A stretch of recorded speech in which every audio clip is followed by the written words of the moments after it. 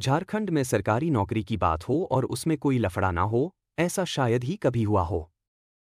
हाल ही में JSSC CGL परीक्षा में एक बड़ा विवाद सामने आया है। सीआईडी ने इसकी जांच शुरू कर दी है। इसकी शुरुआत एक शिकायत से हुई जो हजारीबाग के राजेश प्रसाद ने दर्ज कराई थी। उन्होंने बताया कि 26 सितंबर को जेएसएससी कार्यालय के सामने कुछ छात्रों के बीच चर्चा हो रही थी, जिसमें ये कहा जा रहा था कि परीक्षा से 2 दिन पहले आसनसोल के एक होटल में और नियामतपुर के एक विवाह भवन में छात्रों को इकट्ठा करके प्रश्न और उनके उत्तर बता दिए गए थे। ये सिर्फ एक घटना नहीं है। मुजफ्फरपुर, रांची, दिल्ली और काठमांडू में भी प्रश्न पत्र लीक होने की बातें सामने आई हैं। राजेश प्रसाद की प्राथमिकी में 3 घटनाओं का जिक्र किया गया है। सीआईडी की टीम अब उन छात्रों से पूछताछ कर रही है जिन्होंने इन घटनाओं की तस्वीरें और वीडियो बनाए थे। पहली घटना मंदरो सेंटर की है, जहां एक अभ्यर्थी परीक्षा से पहले अपने मोबाइल पर बात करते हुए कागज पर कुछ लिख रहा था।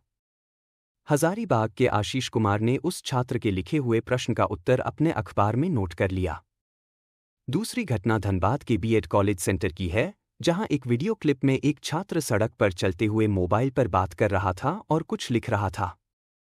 जब उससे पूछा गया कि वो क्या लिख रहा है, तो वो भागने लगा और कागज को फाड़कर फेंक दिया।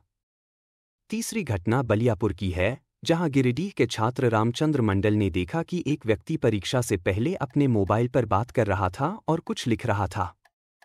उसने उस कागज की फोटो अपने मोबाइल में सुरक्षित कर ली। प्राथमिकी में ये भी आरोप लगाया गया है कि जेएसएससी सीजीएल परीक्षा के लिए प्रश्नों का चयन 2019 और 2022 के प्रश्न पत्रों से किया गया था और ये प्रश्न बड़े पैमाने पर लीक किए गए ताकि कुछ अभ्यर्थियों को फायदा हो सके। परीक्षा के तुरंत बाद उत्तर भी जारी कर दिए गए थे, लेकिन जानबूझकर कुछ प्रश्नों के उत्तर गलत दिखाए गए ताकि आपत्ति दर्ज कराई जा सके। इस पूरे मामले में एक और गंभीर आरोप है कि परीक्षा के दौरान इंटरनेट सेवाओं को बंद करने का एक कारण ये हो सकता है कि योजना के तहत फोन के माध्यम से पूरी प्रक्रिया को अंजाम दिया जा सके।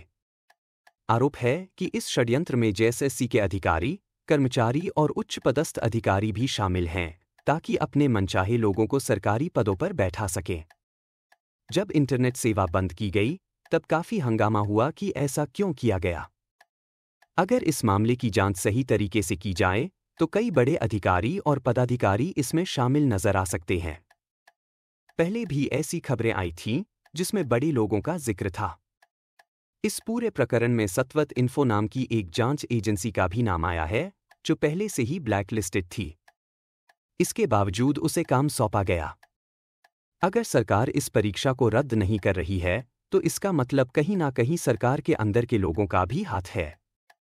अब देखना यह है कि सीआईडी की जांच कितनी सफल होती है और कौन-कौन लोग इसमें शामिल हैं। यह मामला न केवल झारखंड, बल्कि पूरे देश में सरकारी नौकरी की प्रक्रिया पर सवाल उठाता है।